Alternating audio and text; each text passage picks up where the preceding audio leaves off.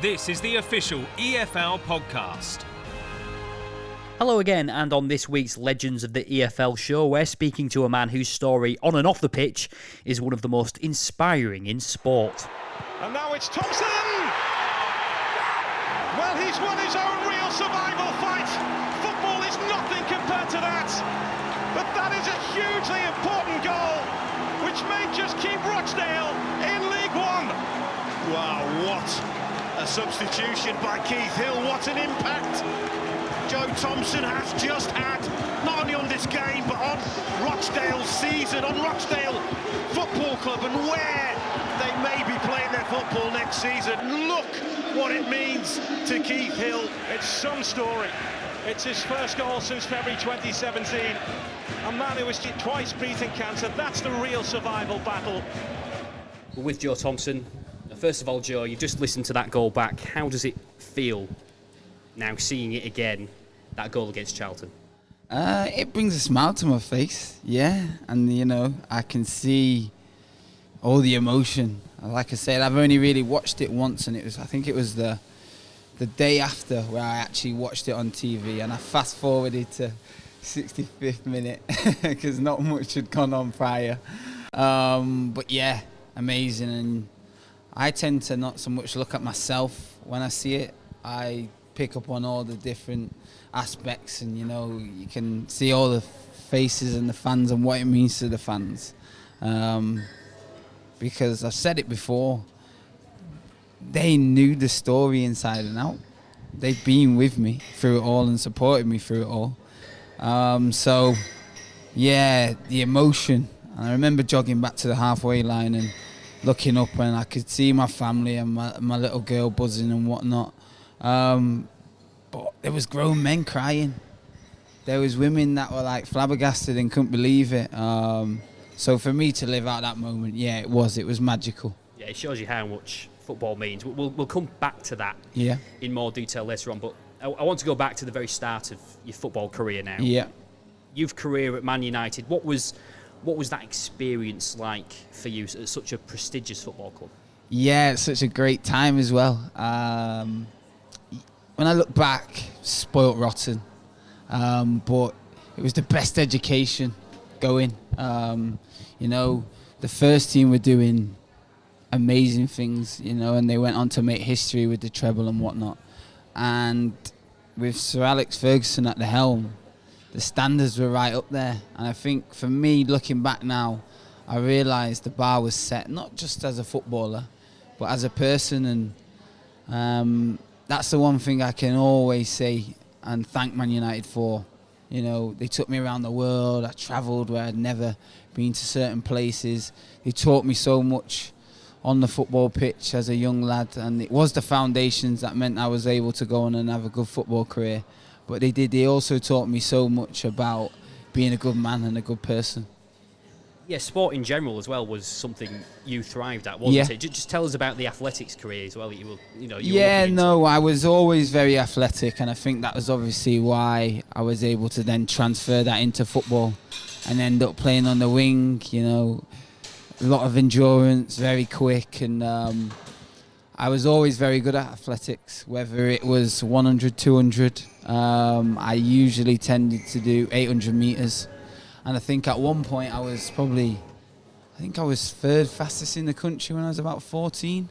But it got to a point where I had to decide whether I wanted to go down the football route or down the athletics route. And as a young boy there, although I love watching the Olympics and stuff like that, for me, I always wanted to be part of a team. So I always felt quite nervous when it came to athletics, even though I did generally win. I felt quite alone, and I felt like the pressure was on all the time, especially as you get a better reputation and whatnot. So for me to be a part of a team was where I really felt that's what sent me down the football route. Yeah, and of course you can't obviously ignore the lure of somewhere like Manchester United, no, especially at that time. No, you can't. And I know my mum was torn when they offered me a contract when I was a young boy, because the likelihood of me making it there was going to be slim. and she knew that it was going to break my heart at some point. But like you say, when Manchester United come knocking, it was kind of a Willy Wonka moment, the golden ticket. And yeah, I absolutely loved it. I would wear that training kit and tracksuit as much as possible because I was proud, and there was no way of getting away from that. And a lot of the lads that were in and around my age group have all gone on to play professional football at various levels. How important, though, was sport for you after what wasn't, of course, the easiest childhood, moving from Bath to Rochdale to live with your auntie? Can you just tell us about what sport gave you? It gave me the structure. I'm forever grateful, particularly to my mum and my brother, for being there through thick and thin, and my auntie as well. Like you said, she brought us up to Rochdale to kind of stop me from going into care, me and my brother, because my mum had been put on a psychiatric ward down in Bath because she was suffering from a mental illness. But she's a magical woman to be around, and I always say when she's on top form, the world and the room in a way is hers. And so for me to move up to Rochdale was different. It was a big culture change. I was always brought up in a very multicultural environment down in Bath, and I never saw colour as such. And being dual heritage, mixed race, whatever you want to say, it was just the norm for me. But I soon got a shock when I arrived in Rochdale. Probably first encountered racism. But yeah, I think for me, sport, football, having someone to listen to as a coach as well, and try and do as I'm told, not all the time, was massive for me. And to have that structure and, like I say, that discipline aspect was really good, because life was never, I would say, easy as such at home. You mentioned coaches there. One of the most influential ever, of course, Sir Alex Ferguson in charge. Yeah. At the time, you've got an interesting story with Sir Alex where you tapped him on the shoulder. Can you just and then ran away, I believe. Yes. Just tell us a bit about that. Explain it. Keeps getting brought up, this one.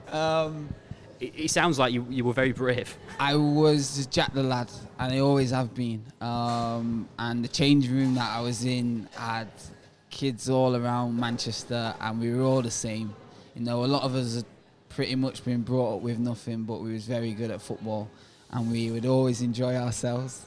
But yeah, we was away in Ireland on a trip, basically representing the club, and Sir Alex Ferguson came over for a day or two, and he was talking to all the kids, and obviously we'd come across him a few times, but I decided I was going to do the old trick and tap him on the shoulder and then ran around the other side. And at the time he didn't really clock it, but then when I got back to Carrington about a week or two later, I was walking down the corridor minding my own business, and he just said, "Hey, next time you do that, you're gonna get it." And I was like, I knew exactly what he was talking about, and he said, "Now get out on the training pitch." I was like, no problem, Sir Alex. I mean, how influential was it, though, having someone like that, not at the forefront of your career, but in your career at that time, knowing you were working with someone like that? No, listen, I was like every kid. I had the posters of the team, David Beckham, Ryan Giggs, Paul Scholes, the Neville brothers, but it's the class of 92, and you do, whether it's naively or not, dream to be like them. And when you're in that environment, it breeds success. It breeds an appetite to win, and I was no different. So to have, he's probably, I would say, the best manager ever. There's an argument with Pep Guardiola, but we'll see in due time. But Sir Alex Ferguson was massive for not just English football, for world football in general. And I think at the time, it took Man United to another level as well. And you see, and I watch and I study now from a business point of view, a lot of the time with clubs and sponsorships and media deals and whatnot, it was just amazing. I could go and knock on the kit man's door and say, I need a new pair of trainers, or I need a new pair of Nike football boots. And and you'd get given them. Because, like I say, the standards have always been high, and I think that's probably what Man United is struggling with at the moment.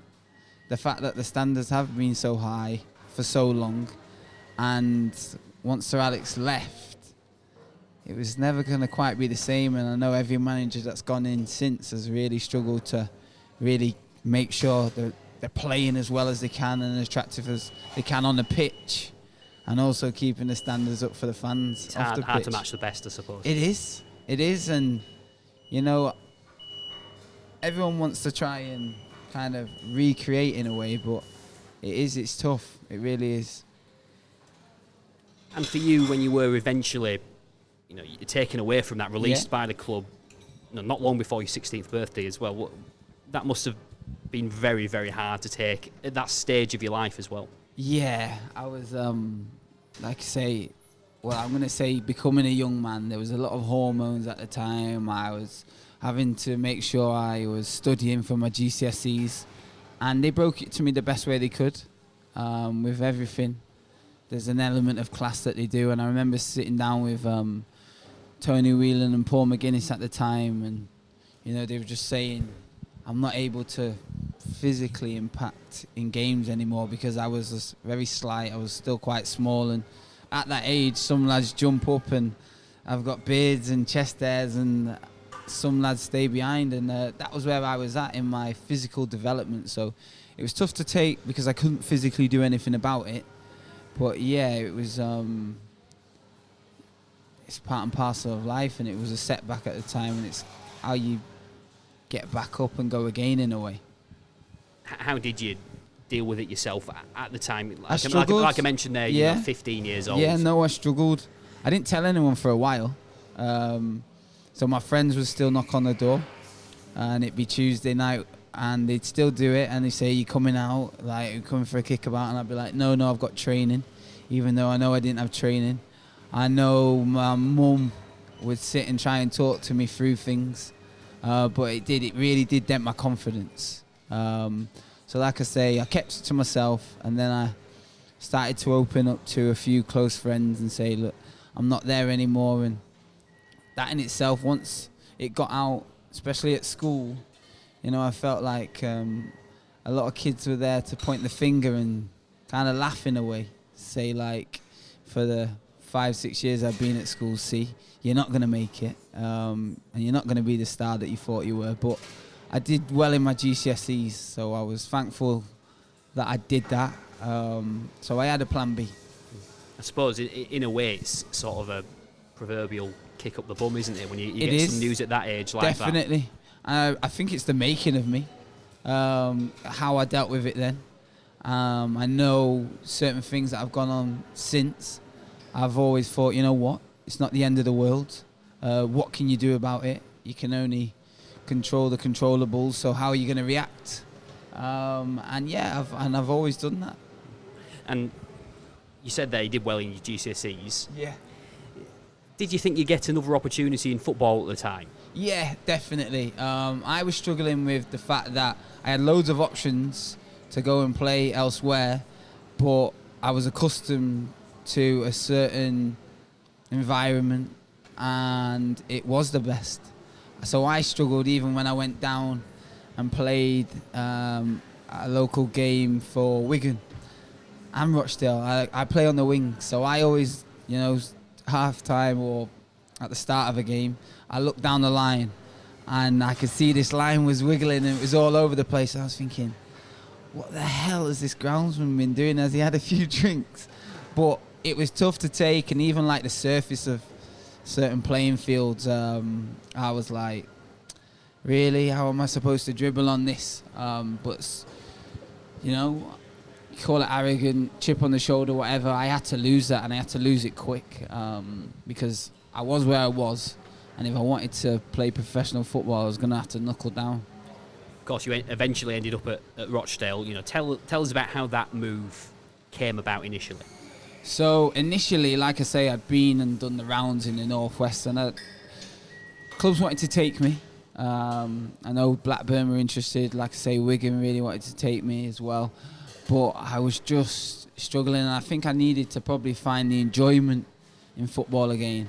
So my PE teacher, Mr. Ayres, just basically said to me, why don't you go down to Rochdale? And I was like, are you kidding me? He was like, no, I can see you struggling and you're not enjoying it anymore. So why don't you go and be a big fish in a small pond and see how you get on? And I did that, and that was probably the first time I met Keith Hill. I know I mentioned it in my book. The first time I met him, I'd always worn earrings, so I had these little diamond earrings in that I forgot to take out for training. And the first line he came out was, well, take your effing grandma's earrings out. I was like, oh, never been spoken to before like this. But that was the harsh reality of it, and I was embarking on a journey in a way into men's football. So yeah, that was another kick up the backside, and you know, our relationship from then on only went on from strength to strength. And then, of course, you made your debut as a 17-year-old against Carlisle, I believe. Yeah. What was that like, as you mentioned there, against men, as an introduction to the EFL at the time? Yeah, so when I signed for Rochdale, they wanted to fast-track me into the first team, and I was playing under Steve Parkin, and he gave me my debut against Carlisle, and I played against a player called Igor Aronaldi, and he played hundreds of games. A wily old left back, but with bags of experience, and it was against a really good Carlisle team. I remember we got beat 2-0 on the night, and we were getting beat 2-0 when I came on. And I just thought to myself, I'm quicker than him. I'm just going to take him on. But when I say this guy knew all the tricks, knew all the flicks, seen it all before, got the T-shirt, and yeah, he didn't give me a minute's peace. But I remember just thinking, wow, this is physical, this is fast. And you know, the 20 minutes or so that I played soon flew by, but it was something that I could tick off and say, you know what, I played professional football, and I made my debut at 17, so yeah, onwards and upwards. He certainly sounds like a character that you'll never forget. You'll never forget that name, will you? No, not at all. And he was Spanish, and he had long grey hair, so I was like, definitely, you know, young pup, just going to think I'm going to take on this old dog. But it wasn't the case. Then in 2008, your career really did take off under Keith Hill, Yeah. of course. You've touched on it there, but what was it like learning under him? You know, from reading into it and seeing interviews, it sounds like there's a real great respect between you both, isn't there? Yeah, like I say, I think for me, it's black and white with Keith. A lot of the time he's testing you and he's probing you. He wants to get a reaction.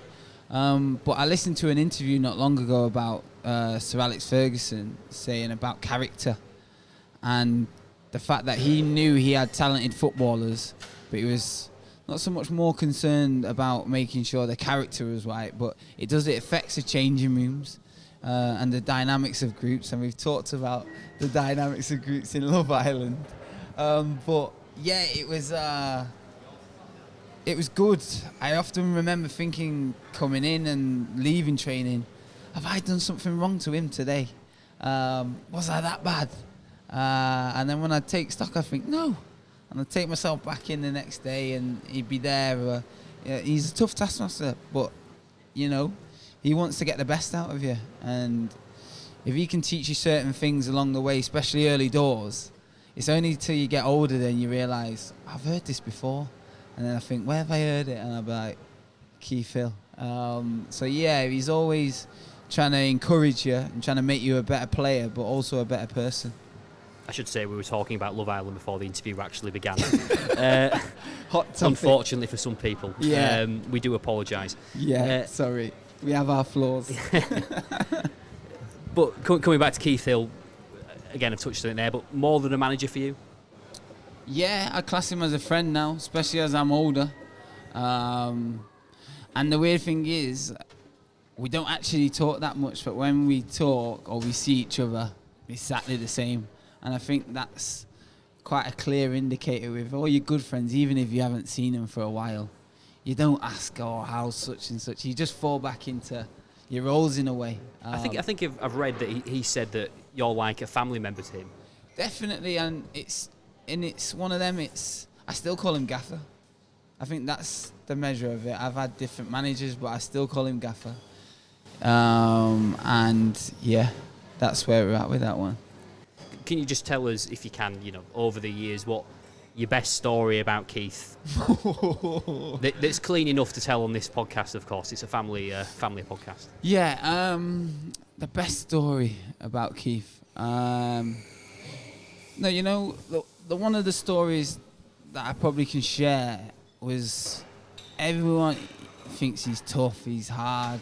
But when it came to the last day of the season and that goal, when the Oldham game was playing against Northampton and there was 7 minutes, of extended time, and we were waiting to see what their result was, Keith took himself into the office and lay on his couch that he's got in there and turned off all the lights, because he's a teddy bear at times, and he's got a heart in there, and I think he understood the emotion of it and probably needed to take himself out of the environment because it had been a roller coaster season.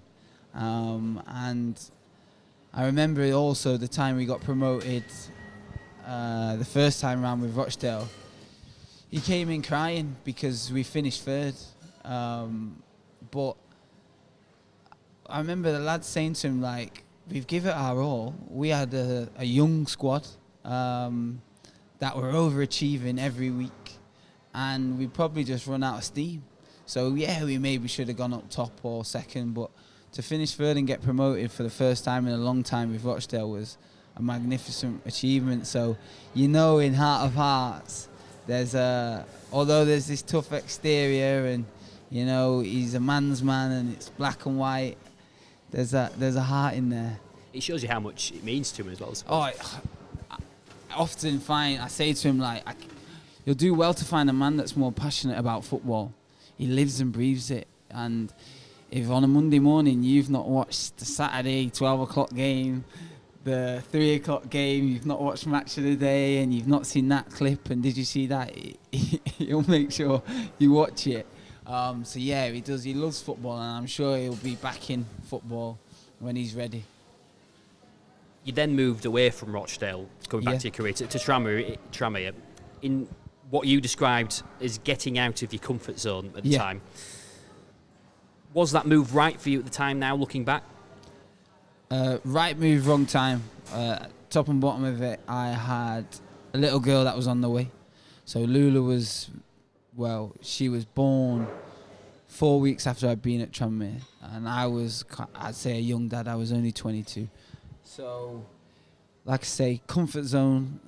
Keith had moved on. The club had moved on. I'd had options the season prior to go to the Championship, but I struggled with injuries. So I was at a point in my life where I felt like I was at a crossroads, and it was time to move on. I played 150 games or so, scored goals, been promoted, and I just felt like it was time to move on. And when the bid got accepted off Tranmere, I felt that I was half out the door in a way. And I spoke to John Coleman and Jimmy Bell, who were managing at the time, and said, I think I'm going to move on. And they said, well, thanks for the honesty, and, we wish you well.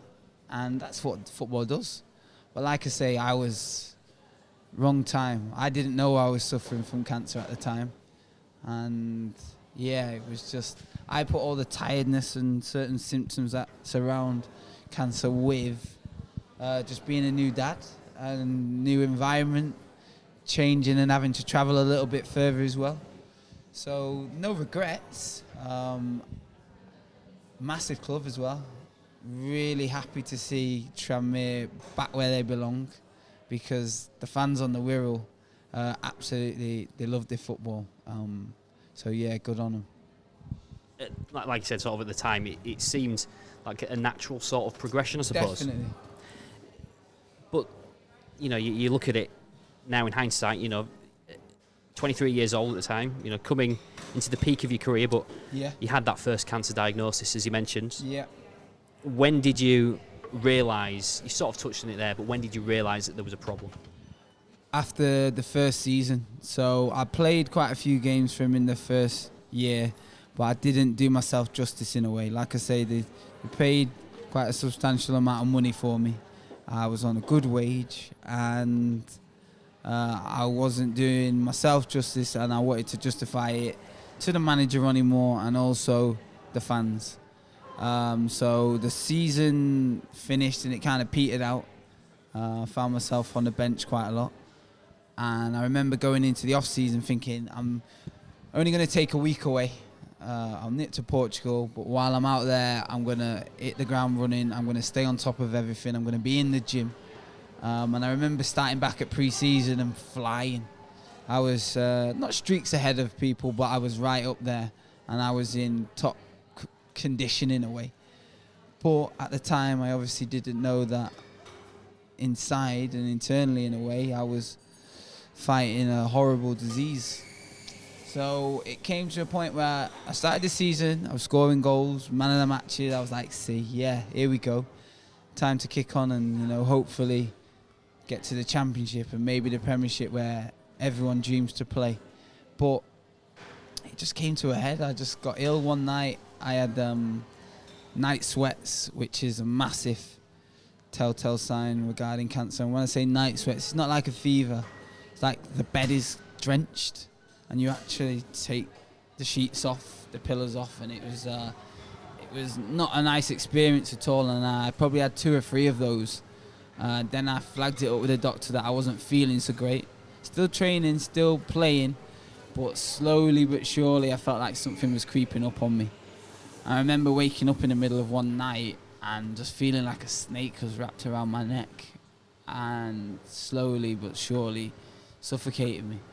And it was not a panic attack because cancer can make you short of breath depending on where it is. And I went to the club doctor the next day. I was sick in the car on the way to training. And I just said, I've got this sharp pain in my neck. Some lumps have popped up. I'm struggling to get my arm up above my head when I go for headers or get it out, you know, when I want to push somebody away from me. And I just think I've got something wrong. So we said, right, well, we'll send you off for a biopsy. And after 4 or 5 days, I went back on to the Wirral and sat with a professor in the hospital, and that's when he diagnosed me with Hodgkin's lymphoma. At that age, though, you're a footballer in peak physical condition. You wouldn't think, a prime candidate for such a horrible Didn't have a clue. condition. It must have been a massive shock, despite what you say now in hindsight are telltale signs. Yeah, I didn't have a clue about cancer. Knew nothing about the symptoms. None of my family members had suffered at the hands of it. And yeah, I just remember saying, check again. And he's like, no, like, do you want the good news or the bad news? I said, well, you've given me the bad news. What's the good news? He said, well, it's stage 4S. But that's quite far gone. And you've probably been suffering for 2 to 3 years with it. And it's treatable, though. But we need to get going with the treatment as soon as possible. So my world just stood still. Naively for me, I took my little girl, who was 1 now, my partner, my wife Chantel, with me to the hospital. And yeah, it's probably the worst day of my life, that one, because I've just been told the worst news of my life. I have no knowledge or information regarding it, and anything that I did know about it tended to lead to death. So it was like, this is it, it's over. And I'm meant to be the rock and the strong one for, well, you know a little bit about my life. I've always prided myself on being a family man and looking after everyone. And I've got a little girl here that I don't know whether I'm going to make it to a second birthday. And, I'm trying to be strong for my partner, and she knows I'm crumbling inside. I imagine it's still difficult to talk about now. Yeah, it's quite emotional and draining. Plenty of tears, and I don't mind saying that. Big boys do cry, and I'm no different. But yeah, it's it's all a bit surreal in a way. It's a bit like you just enter into like a hurricane and you don't know when it's going to stop. And what he said from after that, it was a bit of a blur, really, if I'm being honest. I just remember thinking, how am I going to tell my mum? How am I going to tell my brother? Then got to tell my agent. And he's then got to tell the club. And then the club have got to tell kind of the footballing world. So, yeah, it's all quite overwhelming. And obviously, it's not as significant as your life, but you were told at the time your football career was more or less done. Yeah, that is what I said. So, okay, so 6 months worth of chemotherapy. I said, this is October 23rd, I said, I'll be back playing then, won't I? April, I'll get the back end of the season. And then that's where he just looked at me like, you don't understand, young man, like, it's not only your football career might be over, your life might be over if you don't do something ASAP. The football just became irrelevant. You know, I can't play football if I'm not here. Can't play football if I'm not healthy as such. So, yeah. But I remember thinking, still could be worse. Like, I could have nothing. I could have no family to support me. Nobody to take me to and from hospital when this treatment does start. I could have no money. I could have no hope in a way. Or nobody to talk to. So, I just remember thinking, just try and find a positive, even though you are in a bit of a sticky situation. It must have been, in a way, though, when you did make that recovery, it must have been no better motivation for you to get back into football, I suppose. It's everything I know. Yeah, it was everything I know. The good thing for me is I was a professional footballer, so I was strong, I was fit, I was healthy to a certain extent to withstand what was coming regarding the chemotherapy. And, you know, chemotherapy affects everyone in different ways, and it's horrible. But it does save a lot of lives. So if you've got to go through hell to get to heaven in a way, then so be it. And when I did get put into remission after 6 months of chemotherapy, it was a sense of relief that I was able to just get my life back on track and hopefully get my football career back on track. How grateful were you to Berry at the time for giving you a chance after your recovery, a chance which Tranmere really didn't give you? No, I thought with the Tranmere situation, my 2-year contract had come to an end, and, you know, I got the letter through the post saying kind of thanks for your services in a way. So that was quite a shock. That was, I suppose, the ruthless and the business side of football. For probably 8 or 9 months of that second season, I'd been no good to them in a way. The fans were amazing. I did a campaign for called Grow for Joe, and we raised about 40 or 50,000 pounds while I was at home, you know, trying to get back to messages, sending out wristbands and all donating. So that was really tough, because when I kept on asking when am I coming back, I was desperate to just say it how it was, but I thought, no, you got to have a little bit of class and a bit of dignity in a way. And I think I put a tweet out saying something like, I can't sign a line that's not there. But like you say, I was so grateful for Berry and in particular Dave Flitcroft for taking a chance, because that's what it was. I couldn't promise you anything. If you looked at me, I looked okay, but I knew I was hollow in a way, and I'd had a lot of muscle wastage. There was a lot of leftover debris in a way that comes with chemotherapy, and my muscles and my body weren't quite feeling the same, but I was going to give it my best, and yeah, that's all I did. Yeah, it's not the best sort of cancer to recover to be a professional footballer, no, is it? Especially with it being of your immune system. So obviously when you're playing football, you're constantly tearing muscle fibres. So for me to have my immune system compromised, and then chemotherapy affects everybody's immune system. It was like a double whammy. And then I was going to go and play and throw myself right back into football. And I remember the hospital and the doctors were really anxious and they didn't want me to get back into as fast as I could, but I had nothing else. Like I say, my wife wasn't able to be out there working because she was either looking after my little girl Lula or looking after me in between appointments. So, you know, you put a little pot aside, a few savings. We got rid of any of the nice cars. We stripped everything back. And yeah, it was... I just thought to myself, I have to do it for my family. I have to get back into football. And even if I give myself a year and start looking at other things along the way, as long as I give it my all, then that's all I can do. How did your perception of football change, though, after you got through that first cancer battle?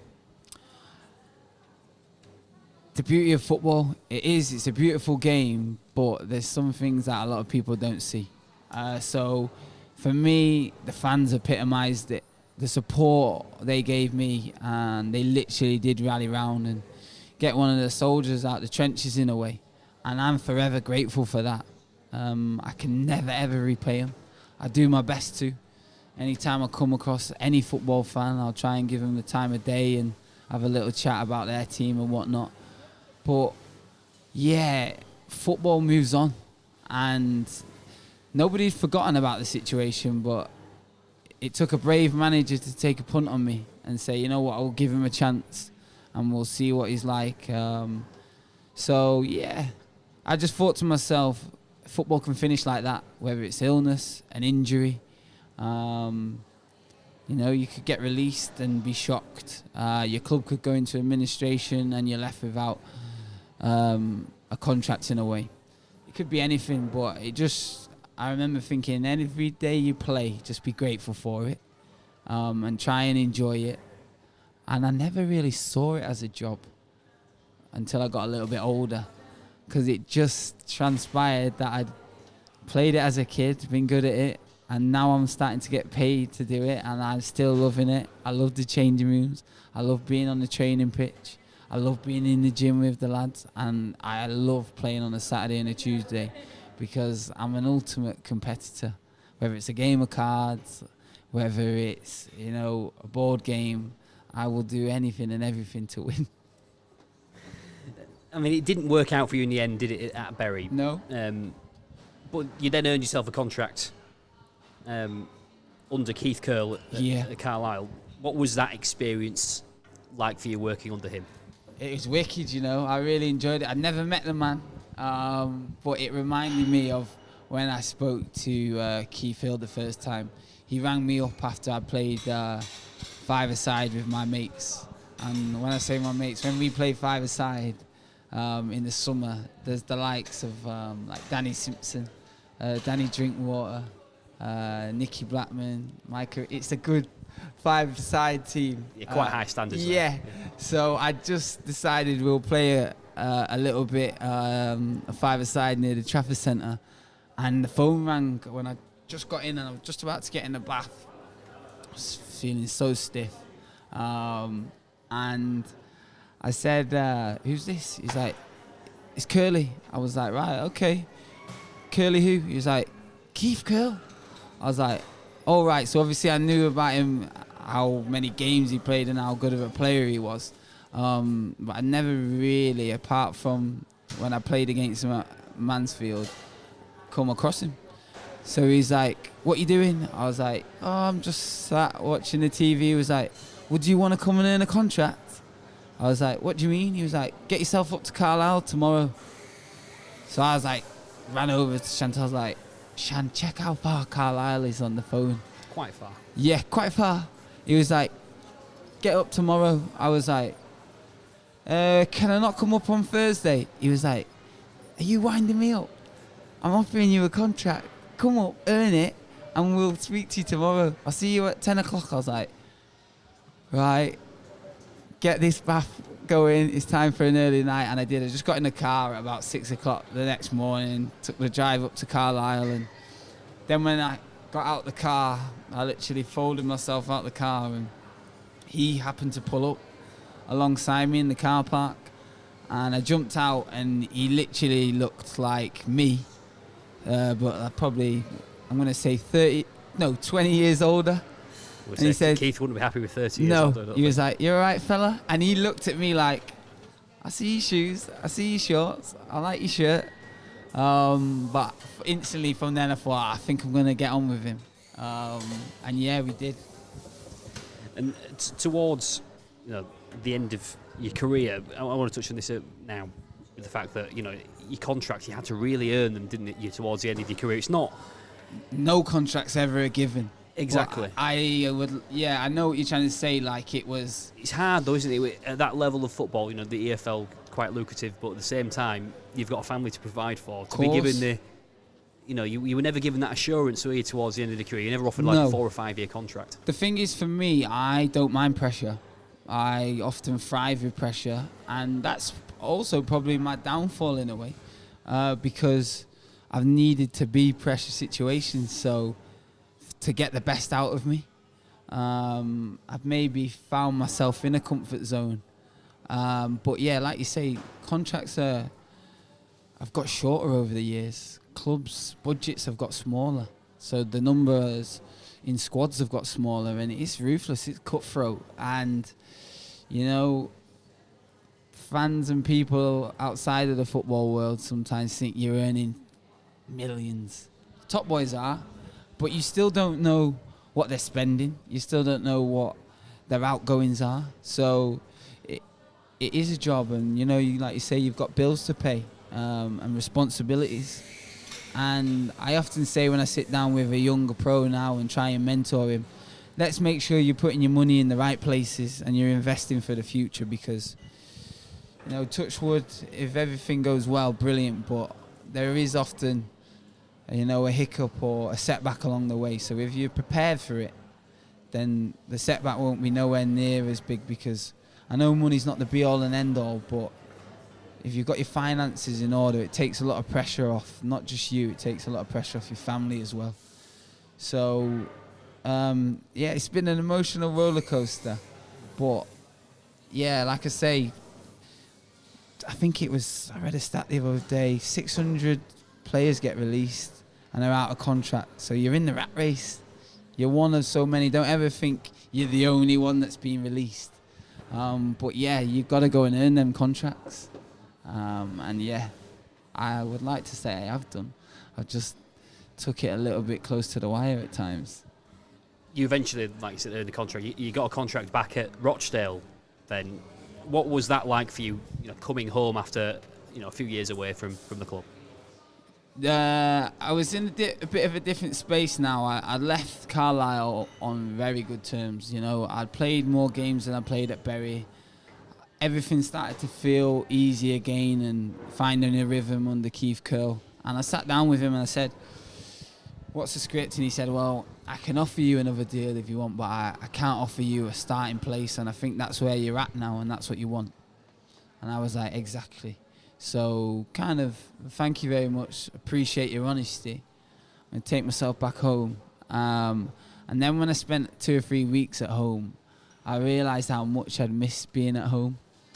So when Keith rang me and said, "Do you want to come in and train at Rochdale?" I was anxious. I was nervous, but I'd been given an opportunity to prove myself again. But like I said, I didn't want to taint anything that I'd done and tarnish the work that I'd done beforehand, because I didn't want to let the fans down. Did you feel a responsibility to the Rochdale fans at that time, I suppose? They supported me on the pitch and they supported me off the pitch. I didn't want to come back and feel like it was a token gesture or a burden. So I was still a little bit unsure of what I could physically do. But as soon as I got back training and playing under Keith, because his training is intense. You'll ask anybody that's trained under him, it's relentless. The foot is on the gas all the time, high octane, high press, especially from the front lads, and he wants the energy. But after a month or so, I was in the mix and I was feeling good. So when I earned he offered me a 6-month deal. I was like, right, So you've got 6 months to go and really kick on. And after a month or two, the club came and offered me another deal for 18 months. And like I say, I'd earned that one because I was playing well and the club was doing well in particular. So I was delighted to sign that. And I felt at home again in a way. And of course, you changed so much as a person since you first left. Yeah. Didn't you? You were completely. Were you a completely different footballer as well when you came back, or were you the same? No, like I say, I've always been very athletic. I'd learned certain things off different managers, but at the end of the day, you've got to sometimes adapt your game to suit the team's way of playing and also what the manager wants. But I knew what Keith wanted. He wanted me to be positive. He wanted me to put pressure on the fullback, or if I played up front, he wanted me to score goals. He wanted me to create goals. It's as simple as that. He didn't really coach me on the pitch as much because he knew I've got a good understanding of the game. I read the game well, and I knew what he wanted from me. But what he would do is if he saw me take my foot off the gas, he'd be on it straight away, and he'd be barking orders saying, make sure you do this, make sure you don't you be having an afternoon off, blah blah blah. So I was enjoying it again, but this time when I went home, I didn't take things personally, or I didn't overthink certain things because I had so much time to think, and I'd also found myself as a person, and I was a lot stronger minded, a lot more determined, and I also just appreciated life a lot more than what I probably did as a kid. And of course, like you say, you're doing so well, but then you were told that the cancer had returned. Mm-hmm. Sum up your emotions at that time when things are again going so well for you, and then you find out something that I believe you thought had gone at the time. Yeah, for any cancer survivor, 2-year mark is massive. This was my 3-year milestone in a way, and I just happened to go in for a scan because I put myself forward for a research and a trial.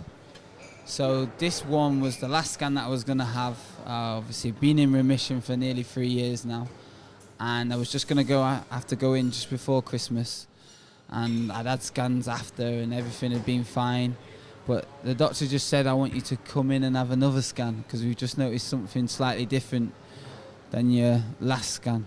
So I was like, right, okay. He said, there's nothing like untowards, or we just want to double check. I was like, right, okay. And then I remember I got called in on Christmas Eve, and I was due to be in training at 10:30. And I said to Keith, I've got another checkup. I'm just going to go back for my results, and I'll see you at training. And I went in at 9 o'clock, and I remember going in with my wife, who always came with me, and being told that it's back.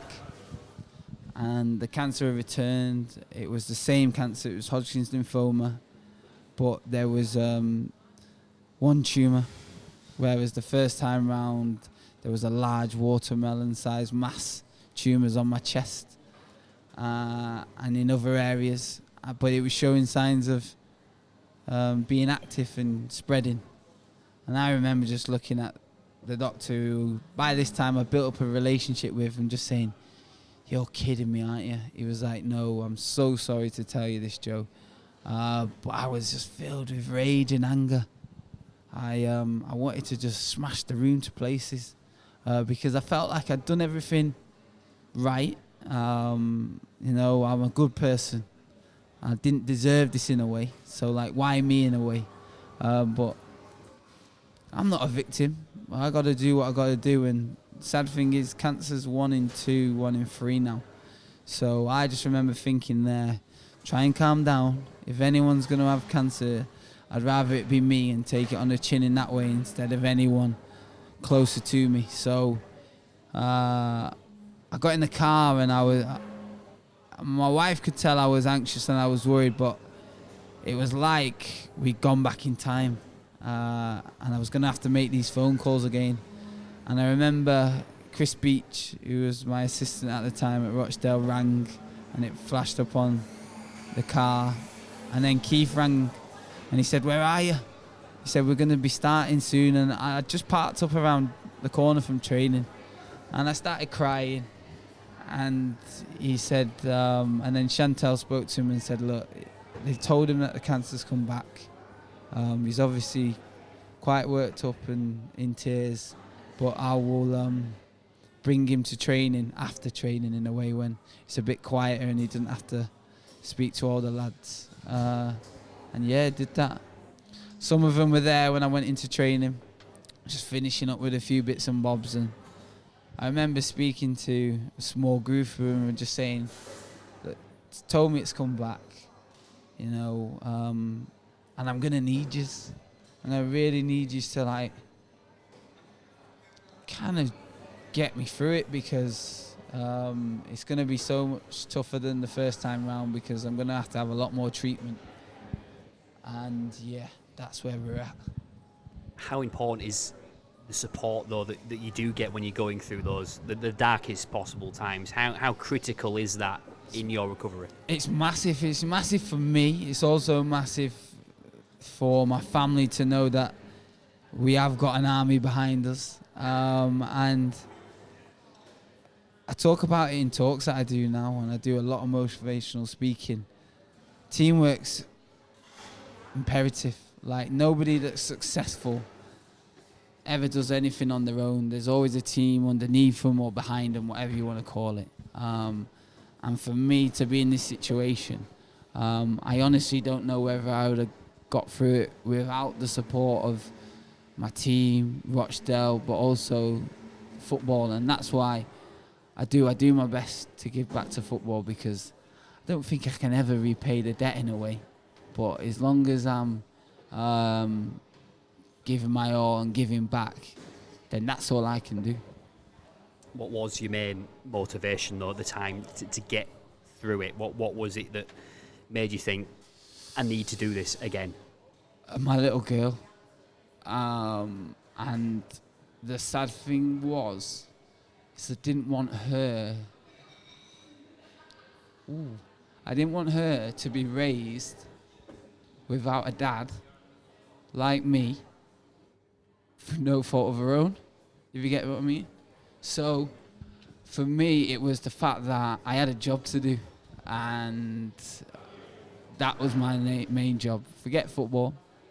I often thought the one that was suffering most was my mum and my wife and my brother, because those three in particular would change with me in a heartbeat. Yeah, could swap positions. They would have done it, no problem, no questions. So it was really tough to take, and I just remember thinking, still got to get this girl to prom. I still got to buy Lula her first car. I want to buy her her first house. I want to take her down the aisle. And 6 months prior to that second diagnosis, Chantel's father had been diagnosed with lung cancer. And we got married out in Ibiza. And it was like a minor military operation to get him out to Ibiza, because he was really struggling with his breathing. And then the strength that man showed me to walk his daughter up the aisle was what probably kept me going. And I remember thinking, when he handed her over to me at the end of the aisle, he just said to me, "It's over to you." And we knew what that meant as men. Like, he knew he was on borrowed time, and I think it was only 2 or 3 months after that he passed away. But I remember thinking, I got a job to do, and he just said to me, "Make sure you look after my angels." And I was like, right, no pressure, but I'm going to give it my all. A lot of responsibility for you at the time. Yeah, but, you know, the vow through sickness and health, that is never, the words have never been spoken truer. And that's it, through the good times and the bad. And I've always prided myself on being a family man.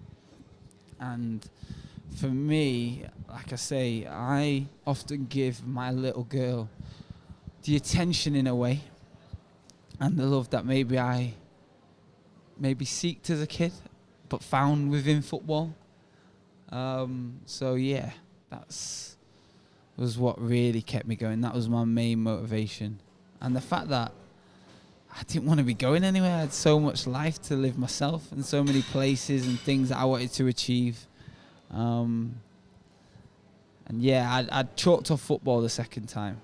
I said, this is all this treatment that's coming. I was going to have to undergo a stem cell transplant. I don't think I'll get back to playing football. So many, extremes in your life, hasn't there?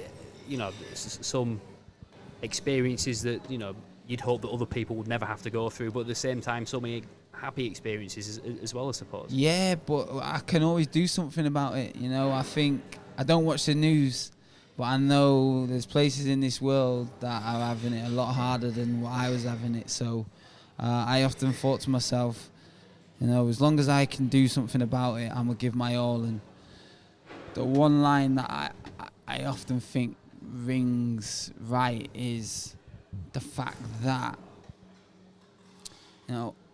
if cancer beat me, then so be it.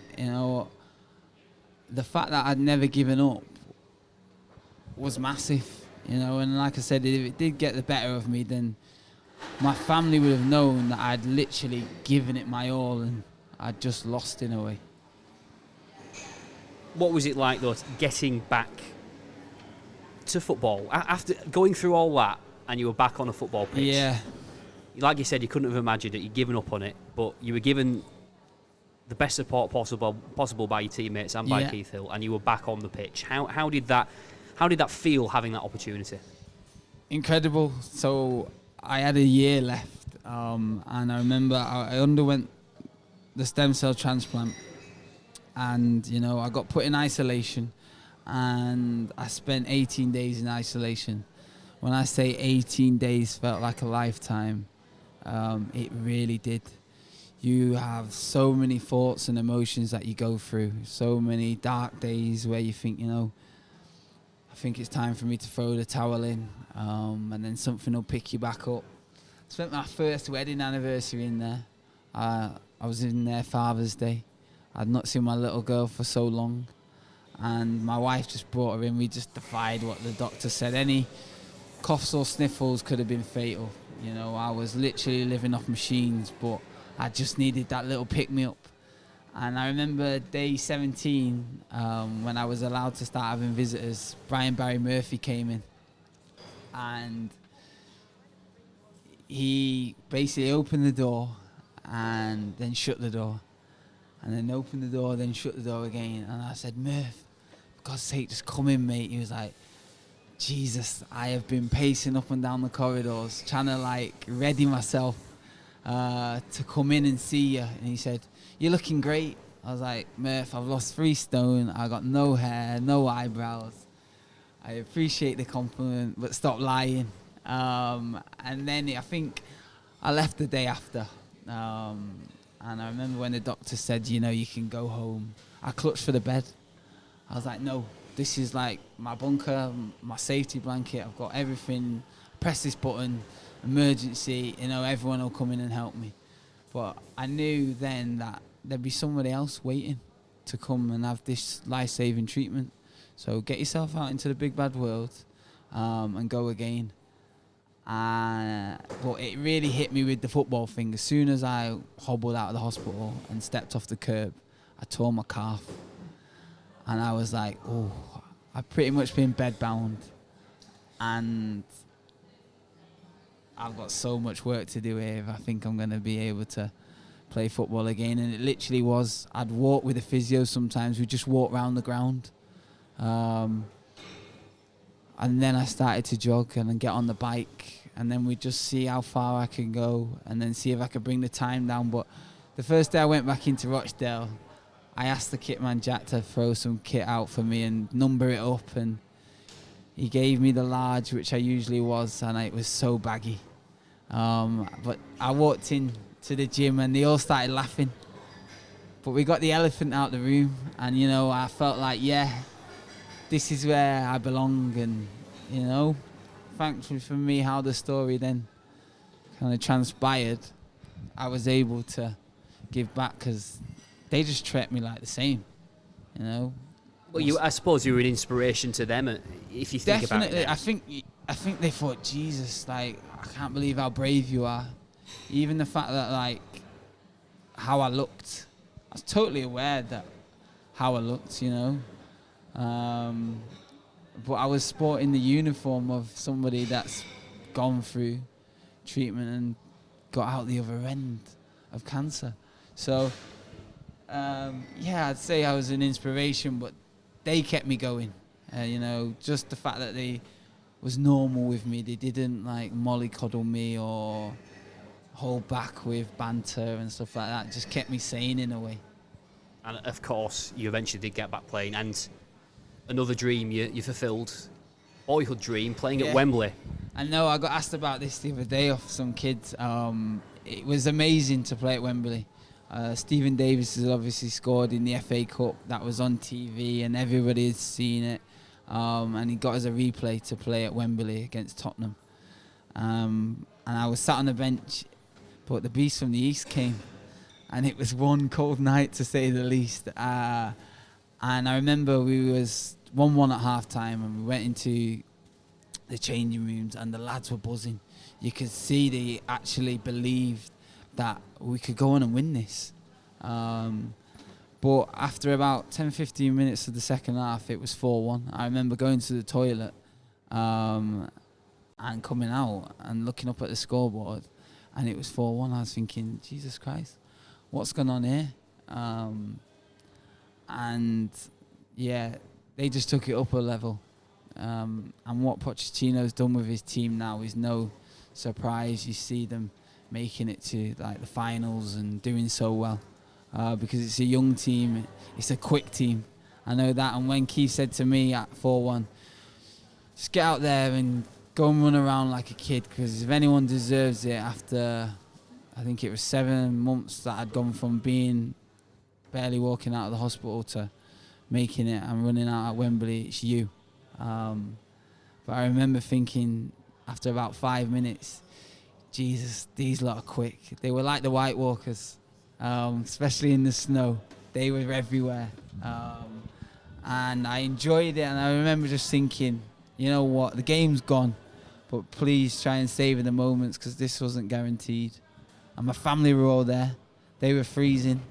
They'd gone kind of above and beyond to get down to the game. I suppose they needed something to keep them going as well. Definitely, yeah. And I remember thinking when I ran out, this is definitely going to be all over TV. You know, everyone's going to be saying how remarkable it is that I've achieved this.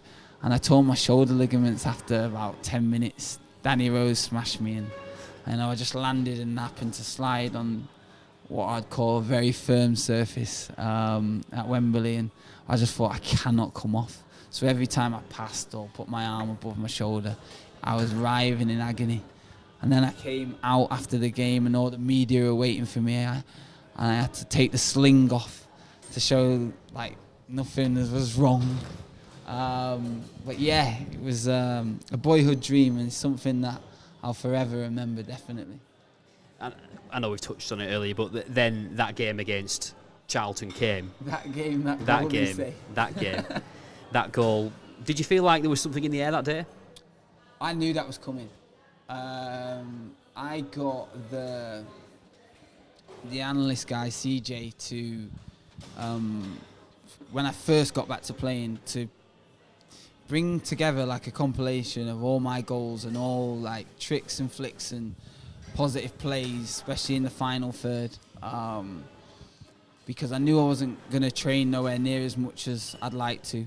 And I was, at this point, I was training probably once, maybe twice a week. There was some points where I remember we played Oxford the week before, and I started the game, but Keith didn't want me to do the warm-up. He said, I'm going to give you 65, 70 minutes, give me your all, literally burn out, and we'll see about going again on Tuesday. But then he left me out of the game against Plymouth, and I was like, wow, what's gone on here?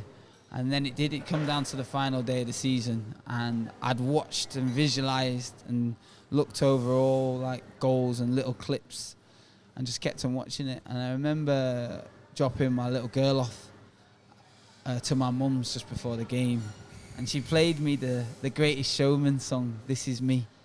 And she was screaming and shouting it in the car, and she'd obviously been doing that at school and assembly. And I remember dropping her off and then listening to it on the way into the ground and thinking, this is me, this is my moment.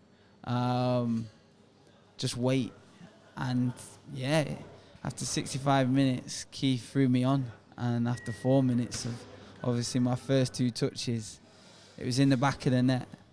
And I remember thinking, coincidentally at the time, it was against Ben Amos, who'd been in my Man United team as a kid. And I remember thinking, you've seen that one before, haven't you, Ben? But you still can't stop it. And yeah, the place was pandemonium. It really was. Totally forgot it was on TV. I spoke to Don Goodman a couple of weeks ago when I did a talk for the PFA. And he remembers it clearly. He said, I've never been at a stadium where the emotion of a goal has been so like kind of high in a way, because there could have been 55,000 people there. It really wouldn't have mattered. The roof literally got lifted. I've got friends that live in and around the ground miles away, and they said it was like something had gone off. And like I say, you guys are covering it. It went everywhere, you know, worldwide trending. Kids are absolutely buzzing, like, oh my God, you were trending on Twitter. I was like, is this what society's come to nowadays? But yeah, a real Hollywood moment, though. it was. And you know, if you said and you took it to the kind of film producer, they'd probably say, oh no, it's too much of a perfect ending. But it's in black and white, and I know everyone remembers it. And So, of course, you know, not a lot of people can say that about their careers, you know, ending in such a way. No, I think I got given another year, but I tore my hamstring 3 times, and it was a bad tear, like 7 centimetre tear, and I was having nerve pain down my left leg, and I just remember thinking, I don't know if you can push your luck, but just wait till you see the specialists in the hospital and let's see what they say. And I'd suffered from chronic fatigue, and it just means that, you know, I can train to a certain extent. Professional football, high intense every day, not really ideal, but you know, if it's say go to the gym 2-3 times a week and work out, yeah, perfect. But I couldn't, like I say, get any rhythm and train nowhere near as much as I'd like. So I just thought to myself, it really doesn't matter what I do now. The defining moment in a way is gone, and I had to accept that I was never going to get a feeling like I got that day. The relief, the elation, the emotion that I felt that day was incredible. So I knew even if I played on for another 5, 6, 7, 8 years and scored wherever, it just meant so much to me, and also so much to so many people, because like I say, it was a moment of hope, and it gave a lot of people a lot of belief and courage to obviously overcome their own setbacks in life. And of course, you mentioned the fact that you were recognised. You know, you still are being recognised for it. And then after your retirement, you receive from the EFL the Sir Tom Finney Award. Just tell us how much that award, a prestigious award like that, one of the EFL's top honours, means to you. Well, when Leanne, the media girl at Rochdale, told me, I said, "You're joking me." And when she put the phone down and said, "No, I'm not," like, it's going to be announced in the next week or 2, I looked on Google and I saw the players that had won it before me, and I thought, I'm nowhere near in the calibre of these players. But when I took stock and looked at it, it was for my contribution to football on and off the pitch. You know, I'd done a book called Darkness and Light prior to Christmas, and that was so well received as well. And it was a different sort of autobiography from your general footballer's story.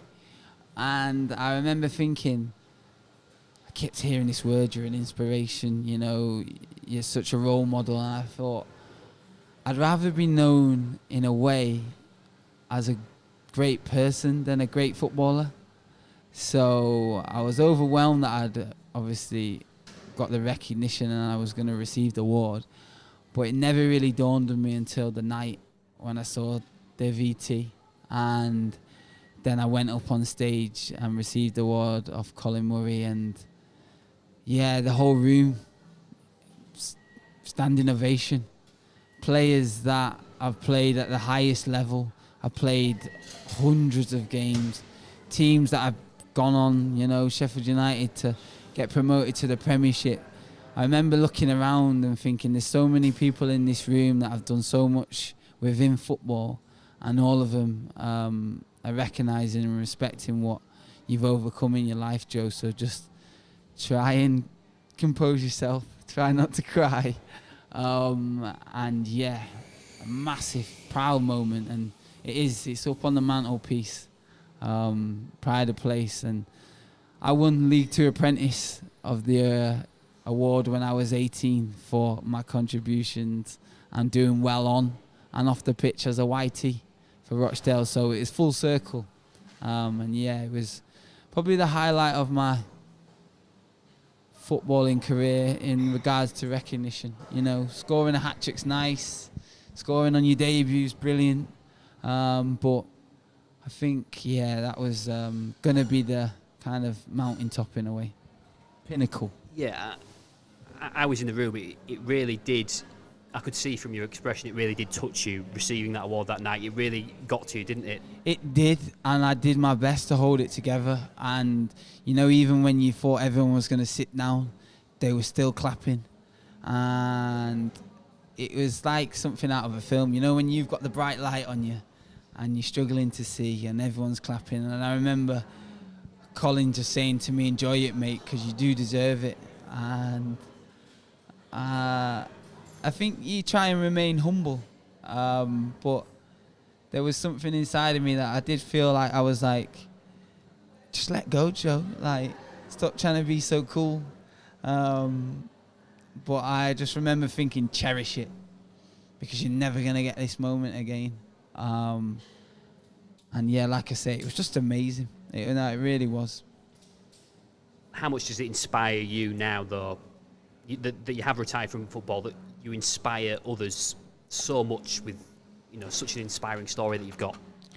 I'm just being honest when I tell the story. Like, as long as I am being true to myself and trying to help others, I will do. And I'm looking to go in and inspire as many young footballers in particular, because the next generation are the ones, you know, that it really counts for. And if I can share a little bit of knowledge with them of my life and my football career and help them in any way, shape or form, I will do my utmost. But of course, it's not just footballers, though, is it? No, it's not. It really isn't. And that's what, when, you know, certain talks start getting booked, I started to realise it doesn't matter whether in any workplace, any sport, there needs to be an element of resilience, and that's one thing I am. I'm stubborn, if you want to call it that. Never say die attitude, and you know, I've probably won at the game of life in a way, and I'm forever grateful, and I truly appreciate that. But I also remember who helped me, so now it's my time to help others in whatever field. And like I say, I've done talks for big companies, for small companies. I've done talks in schools. I've done talks at football clubs. The message is the same. Just do not give up.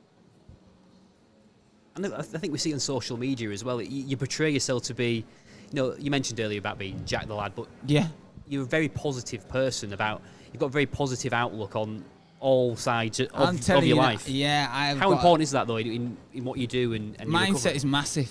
It's something that I often study and, you know, read articles on. The power of the mind is huge.